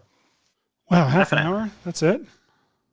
Goodness. I mean, if I were genuinely trying to do, like, pretty close to the actual recreation of the Last of Us thing, I would be probably trying to play with some reaction diffusion stuff using fields in Zone 40. Oh, I mean, I would actually just be using X particle stuff. We don't have that to play with today. So I would say field forces and fields in general. In general, would be the ways I would go to try to build Last of Us looking growth stuff. Oh, what is that? So I do have a question for anyone watching who's still here. So which one are you is what this quiz is. Now, actually, what this is I am going to be doing a cheap. Oh my gosh! I made like a little horse demon. I'm going to be doing this little cheap tricks, talking about moves by Maxon and mapping your actions to a head. And I was looking at a handful of ones that were available for free on Sketchfab that I could use as my primary one that I'm animating in the thing. So I was looking at a whole bunch of different heads, and I'm just curious what kinds of things people would like to see rigged and set up in a tutorial mode, because then I could, in case you're doing something similar and want to know how to do it. This one I thought was kind of cool because it's cartoon, and so it would be, the most stylistically different if you're trying to translate human motion capture to this thing. First of all, I don't know why my viewport, everything seems so dark in here. Is there a secret light hidden in here that's making everything look really dark? Does everything look dark to you? Yeah, I don't know. Kind of. I don't really want to. What render space are you in? I don't know what a render space is. Like what render settings? I think maybe just standard. This is just hanging out here. Do a dome light. Yeah. All right, what do I want? Infinite light. Do a dome light. Standard. There's no dome lights in standard. It's just a sky. Well, I thought I knew something. Turns out I don't. Dome light's a redshift thing. Copy that. So yeah, basically, I'm curious about people's opinions on what would be cool to see articulated and animated. I was fascinated. Well, across all of our channels, there's nearly 100 folks watching, so this is your chance to make your voice heard, chatty folks. Oh, there. Let's see. Jason Murphy was mentioning a dog mouth, and I did actually. Let's see. Where is that one? I did look into this one, which would be tremendously adorable to do. Aw. Look at that. Look at that good boy. Now, I think the thing about this one is, I think if I look at its point mode, it's clearly like a scanned capture. And I just don't want to get into this scanned capture, unfortunately. So even though you're a good boy, you're going to have to be out of the running. But you could hang out in the corner of my C4D comp the whole time. That would be okay with me. Just hang out right there. But I did love some of these other models, and if I dial down to their and look at this one. This one's crazy. It's got a nice symmetrical mesh, and symmetrical isn't completely necessary for animating a face, but I think it would help. I've been leaning toward this dude because it looks human-ish, but clearly not, human, which is fun. And I kind of like this dragon here too. There's another dragon that I think I like also. How many dragon heads do I have in here? Too many. Too many. Ooh, Sonic the Hedgehog is a good idea. This one is looking like that ILM, that Wired cover of ILM a few years back. I'm going to find it. This one I thought looked a lot like some of the dragon shapes of. I can't remember who shared it with us on Twitter, but someone shared a motion capture driven a facial performance dragon from D&D. Let me see. Was it Nick Smith or? I don't know, but this is what your viewport's starting to look like to me. Oh my gosh, that's flawless. Okay, wait. I'm going to find this. You don't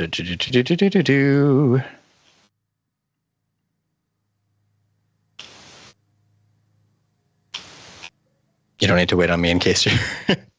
Oh no, I'm not. I've lost the plot over here. Hey, that happens sometimes. I had something that was cool, and now it's lame.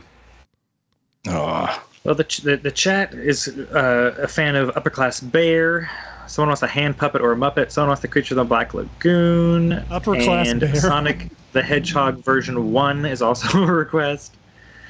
But Jason Murphy says the less human is better, as it would be a bit more complicated. Their vote is the alien thing because that's the closest as to what they might be doing next. Or the bear. So hey, we've got two votes for the bear so far. 2 votes for the bear. 2 votes for the bear. What is kind of fun about the bear is that I could do some dynamics on this monocle. Oh, the monocle wire? Yes. Yeah. That'll be fun. And honestly, it's not a very difficult process. I've considered doing multiple things. The other one that I've considered doing, and I've wanted to do for a long time, bizarrely, for like 3 or 4 years, is to create an articulated version of C-3PO's head that hinges up the whole top of his head here whenever he talks, like a South Canadian? Park character, and add some moving eyebrows and stuff like that, and then going into several scenes from the movie and replacing C-3PO's head with this really articulated and expressive C-3PO face.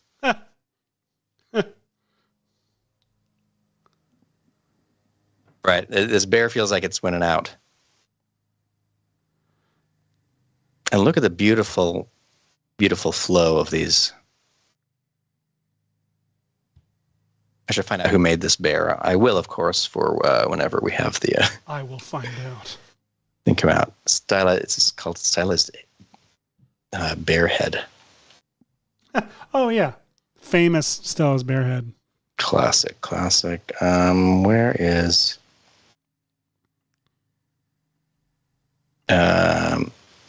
it was Nick Smith sent this to us. Got this thing from Dungeons and Dragons.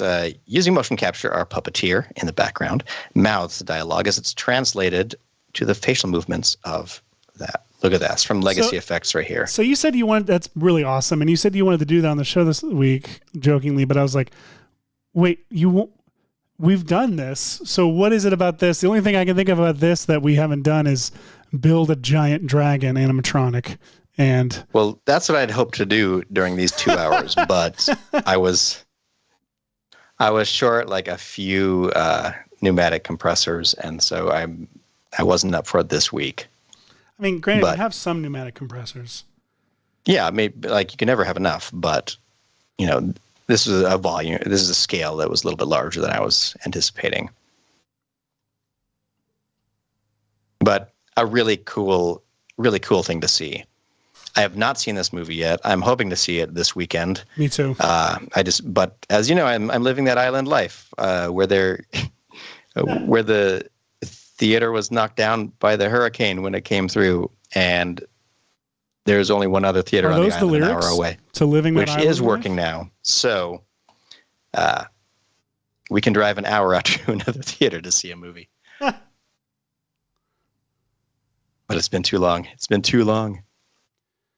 Anyway, that dragon is very cool. And so when I saw this one, I thought like, oh, this dragon could have really similar characteristics, and that could be fun.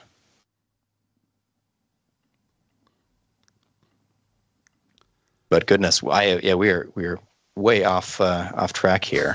Yeah, I've just been doing the same. This is what I did all morning, but in cinema instead of right here. I'm not improving upon this. So here's my question, though, Hash. The thing I want your advice. I'm curious about this. Is let me open up the original. So if you look at this, it really doesn't look all that. How do you say? First off, let me do full res if I can friggin' get us back to it. Full res, do. So, my gosh, I opened up an old project and it's glitching out, and it's just created the effect we've been looking for the whole time. So you just gotta lose. No idea what happened here. Just lose your projects. So look at this, Hosh. This looks like a series of 2D layers that have been like CC glassed or plasticed or something. Like, you're the king of this. What would you do? You threw that into there, right? This is the original, bud. All right, and that's in our folder, right? Oh yeah, it's in footage. Well, I'm going to take a peek at it over here. Because, let's see. So those are doing that. That's a really cool effect. Let me see if within reach. It does seem like it's within reach. How much time do we have? With 20 minutes? Yeah. All right. Well, let's see. Let's see what we could do here. What if I'm going to delete my Lightning McQueen setups here. Goodbye, Lightning. Sorry. And now we've got... You could just duplicate the comp, Hosh. You don't have to delete them. Because they're cool. They've got to die. Otherwise, they will be jealous of the other effects in there. They'll always be comparing themselves, and that's just not something I feel comfortable with. But what I do feel comfortable with is Particular.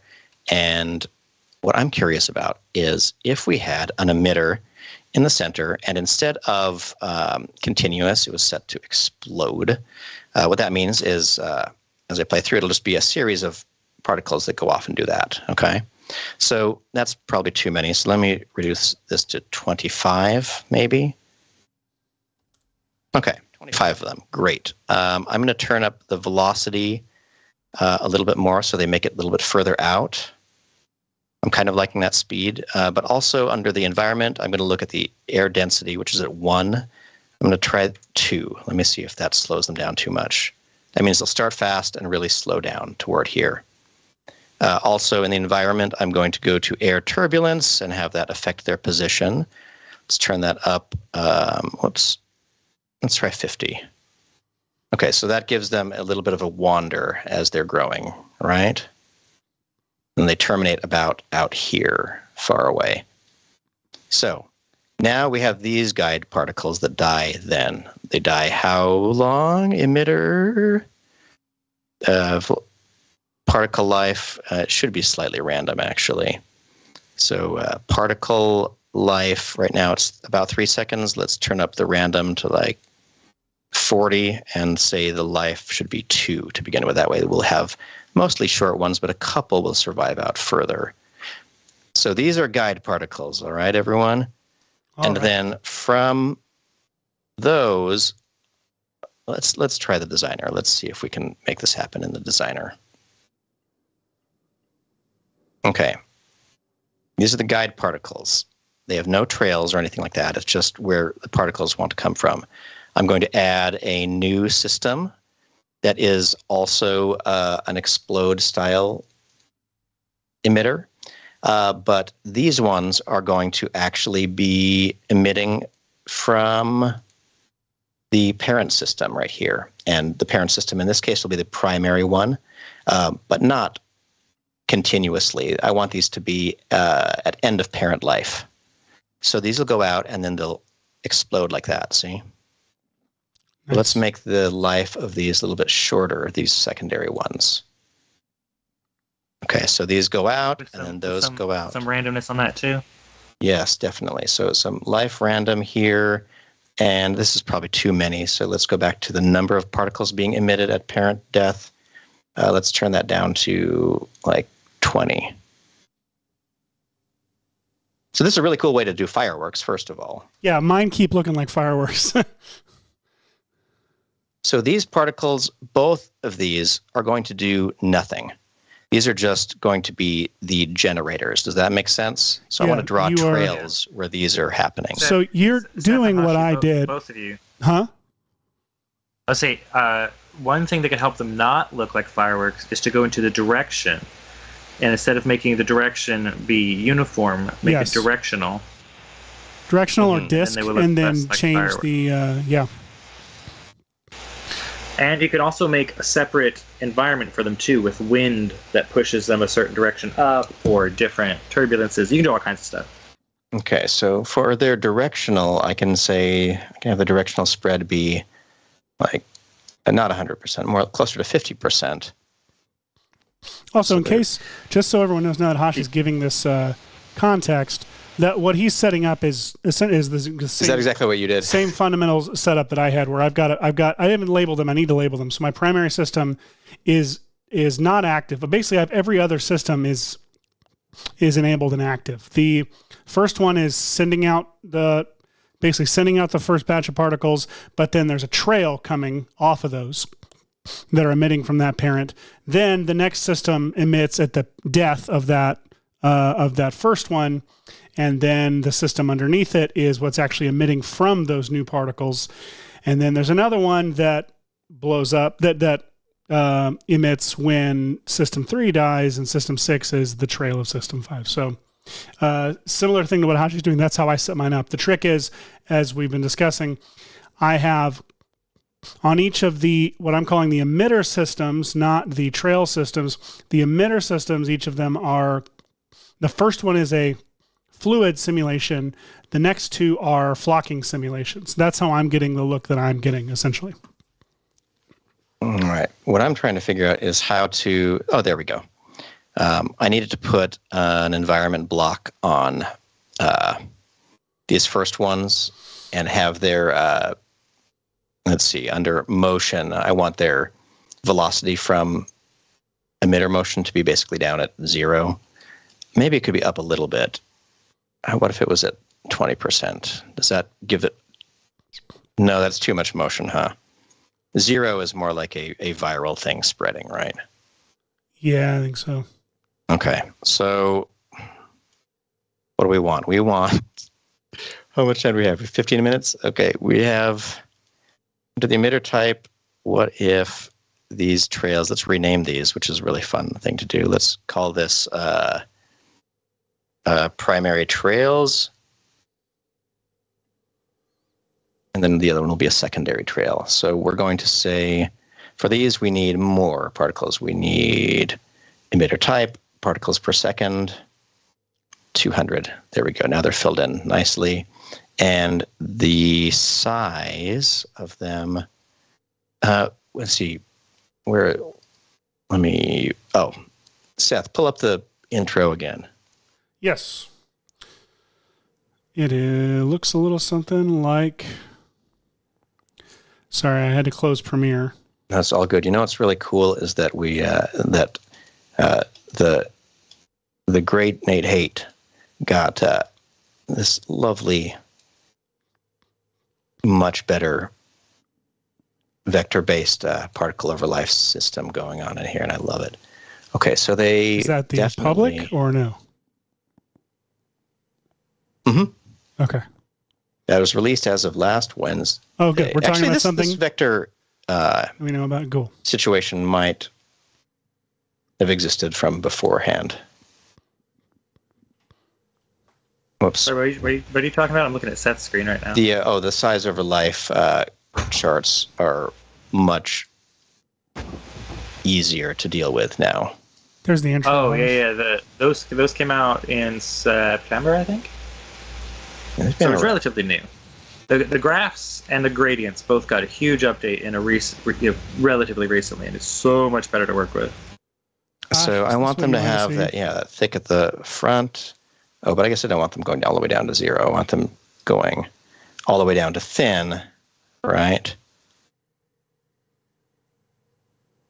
Let's make the size larger and the disparity more. Oh my gosh, Seth! I swear we can figure out something by the end here. Oh yeah. Okay, it's actually such a short part of the life that is thick, huh? And then thins out. Ah. Even more so. It goes all the way down to here. I swear I'm it's making sense what I'm doing in my head. It's just I know the feeling. A little wild. Okay, we'll do this. Ugh. Okay, fine. Let's apply that. Oh no, let's duplicate this whole system, but instead of under the emitter type, we're going to say from parent system, and the parent system is going to be system 2. And so the same thing will sort of happen from there. Gosh, I really don't like the way the front of them looks. It's too much like a Q-tip and not like... The thing is, that's actually what they look like in the thing. Okay, so what if this kind of a system... So the opacity, what if we just faded it out? It's the boring fade out presets. Just to fade out. Okay, and then... same for you. Fade out over time. Dope. Smooth out. Whatever. Okay, this is interesting. And now let's go to their motion of these secondary trails. Or actually, no, the secondary system. I would like to mention Nate Haight is in the chat. Nate Haight. What up? We love More like this. Nate Love. Okay, so the life of these just needs to be shorter. Life random, but let's set it down to half. Okay. They look so much like fireworks. 0.7. Okay, I'm getting out of here. I'm going to say apply, and then for the... Let's see, how should we do this? Do we go to show systems, primary system, or all systems maybe, and go to the lighting controls, and I'm going to enable shadowlets. I don't know if this is going to be really confusing because it's going to want to do it to everything, or if it's going to do it to kind of nothing. Oh no, it's only going to do the primary system. I'll jump back into the designer. Ugh. I'm keeping this black and white to deal with this. Let's put on our lighting. Let's put shadowlets there. And let's also add shadowlets to, we want these shadowlets here. On the system, on the primary trail is where we want shadowlets. Great. And then the secondary trail, we also want shadowlets.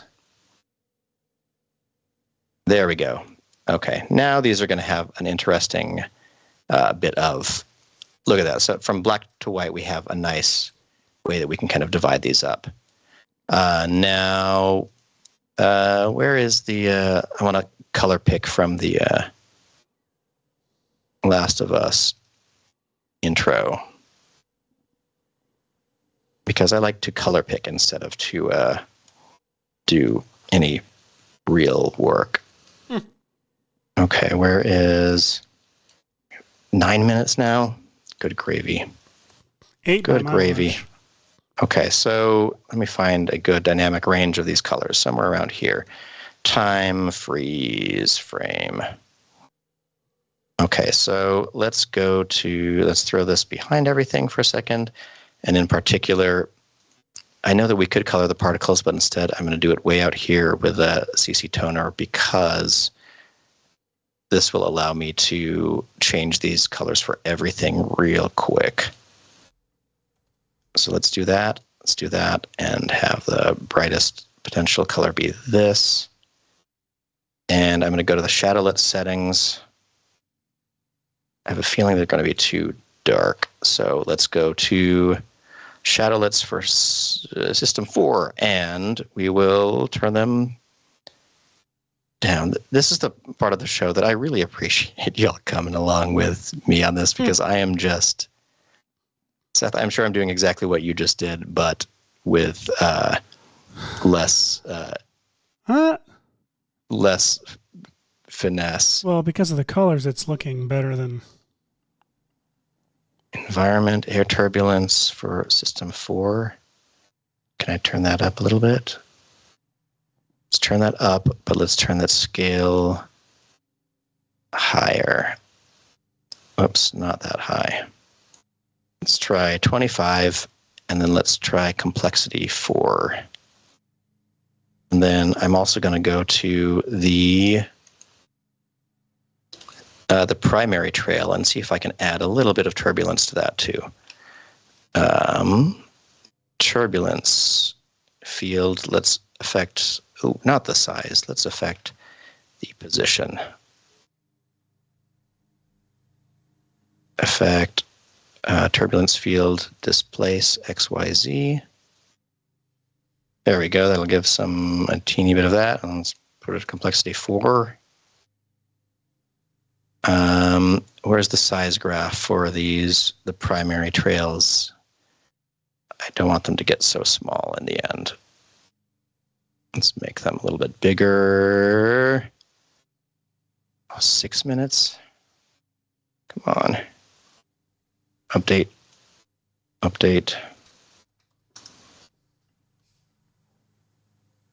Okay.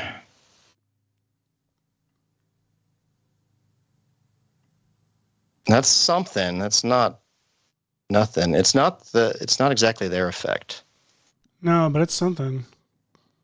Let's see. So what is Both it that... Both of us made something.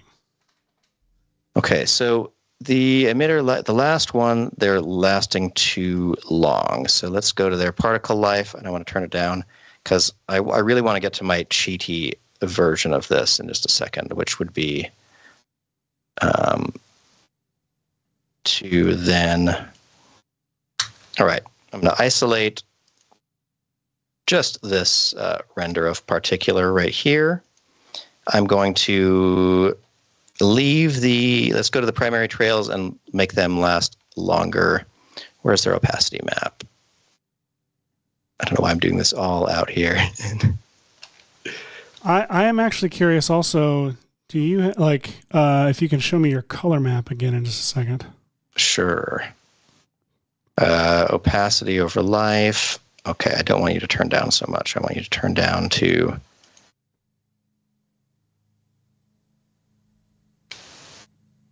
Nope, angle up. There we go. I just want these first trails to last longer.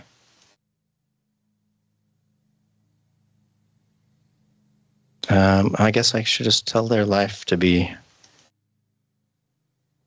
longer.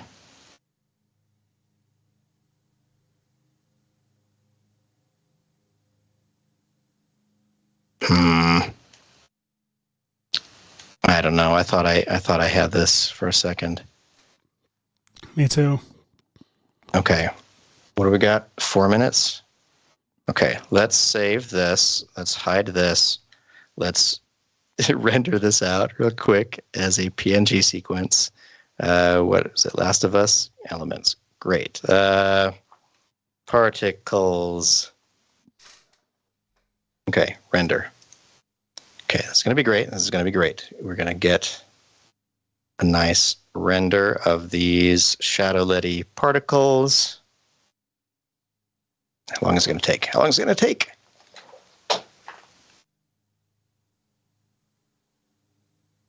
I am excited now that we are. 3 minutes. Oh gosh, we're taking on such cool and new effects here on VFX and Chill that I'm excited to hopefully update my system soon, and I'm in the process of working on that so I can show off all of these things in a cool lightning speed to y'all. Okay, now here's what I wanted to do. I want to get into a new comp where I can have that as a pre-rendered element, and now I can start doing this kind of stupid business. And actually, I was curious what would happen with a version like this if you added, turbulent displace that was kind of smaller, maybe twisty mode. Then you'd have an additional twist on top of things like that. And then you could also maybe add something like an echo effect that was set to like 4 echoes with a decay on. So they'll all last a little bit longer, bizarrely. And then maybe they blur over time. A fast box blur over time, that's what they're going to do. They're going to start out sharp, and then starting around here, they're going to start blurring themselves out like this. Okay, so let's get those. Let's do this. We're going to add a wiggle at 0 by 400. And to the rotation, we're going to add wiggle 0 by 180. And then we're going to take this and just go duplicate, duplicate, duplicate, duplicate. And then we're going to say, play this through. But what we're going to do is some of them we're going to start blurring even more. Let's blur. What if I add a drop shadow to them all? Will it work? Oh gosh, I'm panicking. Why am I panicking? Perspective, drop shadow. Okay, so when they're this big, add a distance higher, softness higher, that thing higher. I don't know which one of these I did that on. Oh, the very bottom one. Completely useless.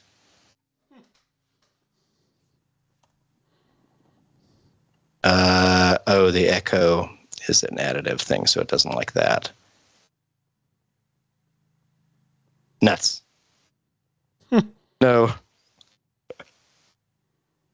I swear I had it all figured out.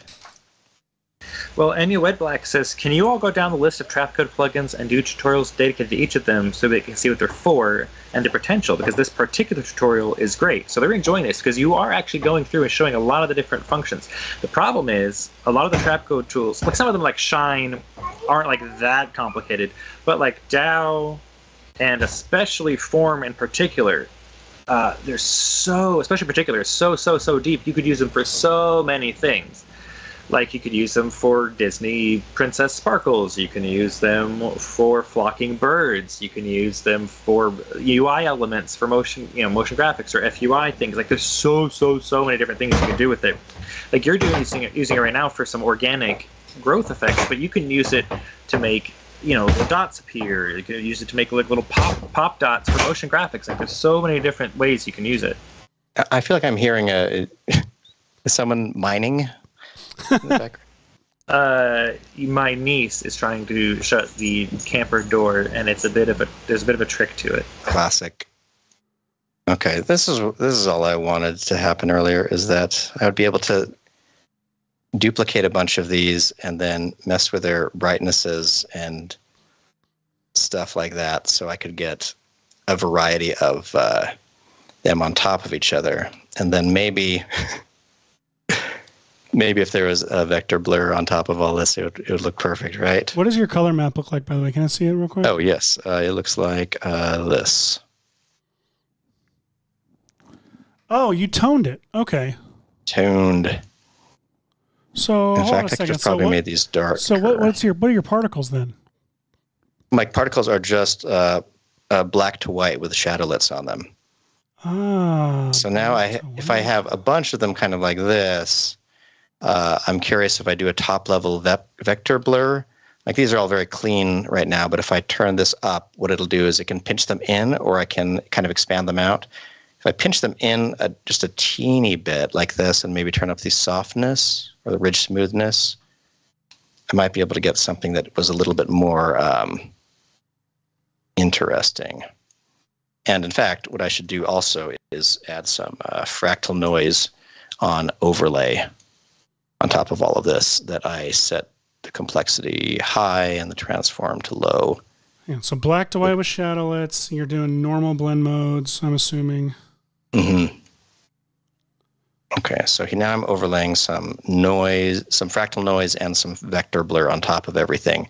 And you can see that just basically messes up these things from the beginning. So that makes these a little bit more, ethereal. Right now they're getting kind of blurred at the same time, and I don't really like the blur effect that I'm using, but could be interesting. Let me see if I blur these, maybe offset them in time. We're now far from a procedural and down to like... Yeah. Still, what I love about today's episode is that we've just explored a whole bunch of ways that you can do these cool crisscrossing organic growing shapes and patterns, and like this is cool. I don't know what this looks like, but it's neat. We've created a bunch of new things. In fact, we could make this thing. I should have made that thing a particle. Oh, that would have been crazy. Wait, let's see. Let's put it in here. And then how big are you? You're right there. Let's crop this to a square shape and put it like that. Composition. Hey, I'm an idiot. Can you show me your toner one more time? I want to see it. Yeah. And then particles. Did you do any curves before it? Nope. I'm doing straightforward sampling. Okay, that's what I did. It just doesn't look as good as yours. I do have it bizarrely, I think, kind of inverted. I don't know if this one is very much darker than it, but okay. I'll show you again. Like what they look like is these are very shadowlet-y, and I could have adjusted the size and things like that of the shadowlets. But then when the toner goes on, they're favoring white a whole lot more than black. Yeah, these two are really similar, so it's really kind of. I sometimes use toner to basically crush down a range or something like that that's happening. Okay. But I'm going to call this the particle card, and then I'm going to go back into my first. Is this where it made that particular thingy? It is, okay. Advanced Lightning, Particular. All right, I just happen to have another copy of Particular loaded over here easily, so I'll drag in my particle card, turn that off, go to Particular, and let's emitter. Let's make it a sphere, and particles per second is going to be more like 50, and the particle is going to be, this is going to be great, sprite control. You may want fewer than 50 particles per second. Oh, I just get ready. It's going to be so great. Particle card. I know it's large. I know. Thank you for telling me. Thank you. And random play. No, start at birth, play once. And the particle colorize, I want to be turned up a little bit. And color fill. Hang on. Wait. You probably don't want that at all, because that's going to change the color of the particle. And you want them all to stay your That's red a good color. point. So maybe instead of colorize, I want like just the opacity, a little bit random. Okay, opacity random, and the particle size. You could do colorize up and then just make it like a. No, that was a bad idea. Either way, let me see what this would do in theory. If you do that with color randomness all the way up, then it would just make them all just slight, with colorize only up a little bit, color randomness on full, with like a vibrant color. Then you would get just like slight variations in color on all of the different systems. Oh yeah, variations in the skin. Oh, I love variations in the skin. It's so perverted the way. Okay, like actually start at birth and stretch is what I'm going to do, because I want these actually to live slightly longer. I know that we are well into just eating away people's time. So again, thank you all for coming. We're just so curious. Y'all can stop watching whenever you want. Types of things. Here's what I'm liking this. Let's make this clip a little bit longer. Zoom out. Let's extend our window. So maybe these could use a fade in at the beginning. I don't know if that's stupid. So the bloom part is a little bit less apparent. Okay, this is maybe too many particles per second. Let's try 2 particles per second. Okay, so they're fading in a little bit, and we could change their. I guess these could have shadowlets, right? They could. Yeah, they could. They could. What if these ones, not lighting? Well, the lighting could be cool too, but who has the time? Okay, let's go to a still frame here. Enable shadowlets, and then what's really cool? Check out this new feature: match particle shape. Yes. So look at this. So now I can turn up the softness a bit. I can turn up the shadowlet opacity. And I mean, I can go crazy with this thing.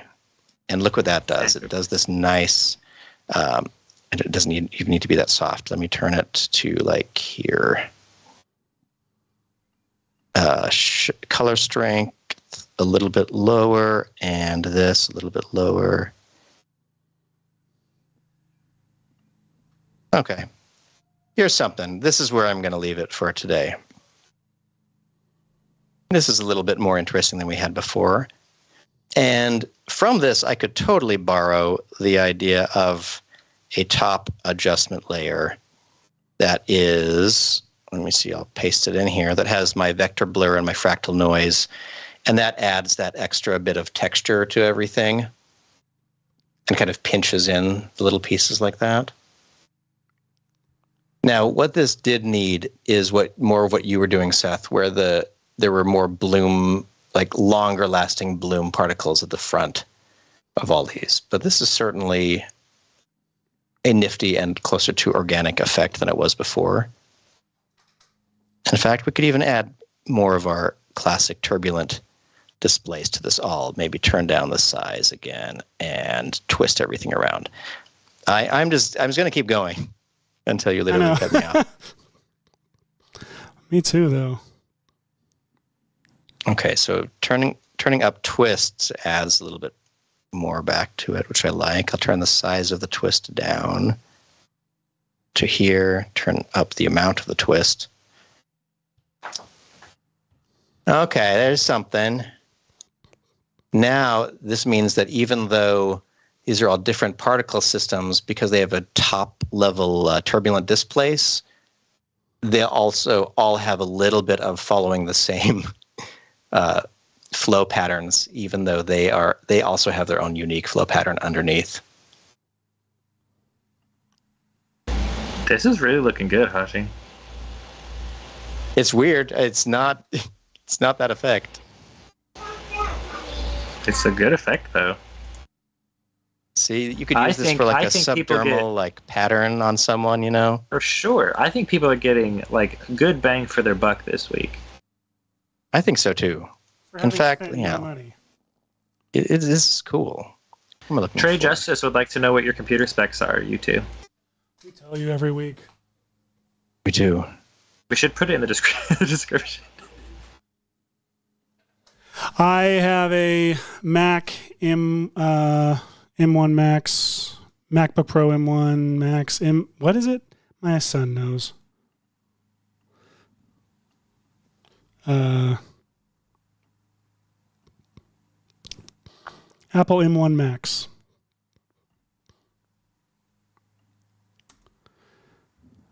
Yeah, that's good, Hush, what you're doing. Next thing you know, this guy's going to start.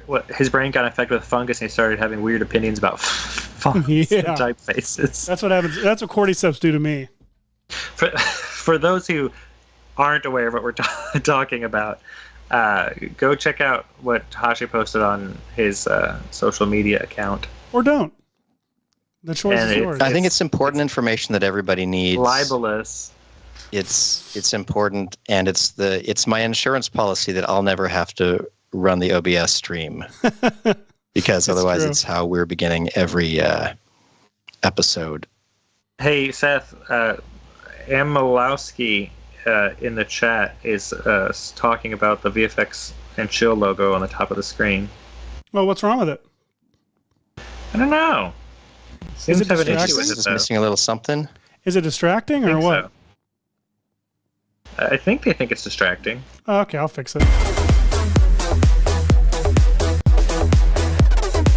that better? But that's much less distracting now. Okay, good.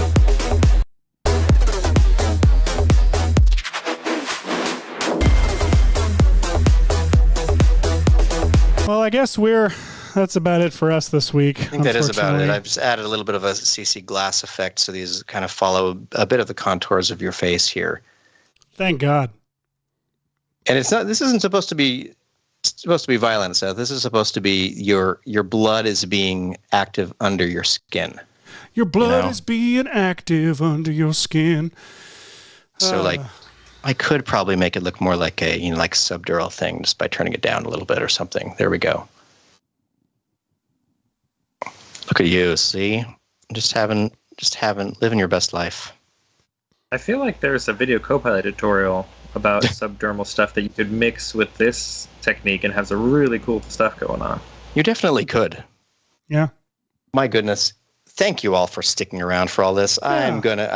I gotta peace out. This is gonna be. Me too. It's gonna go forever. Oh, look at that. That looks cancerous. I love it. Yeah, it's something. It's not nothing. But if you take away nothing else, take away that Particular has a lot of different explorations you can do. I mean, you can see that we spent a whole 2 hours exploring it as people who believe we know what we're doing and got maybe not exactly where we wanted to go, but we got to like 20 just as interesting places, I think. Yeah. Look at that. That is so cool. Well, I guess that is it for our show. Thanks for watching, everybody. Absolutely. Have a lovely holiday weekend, those of you celebrate. And please do that. And if you don't do that,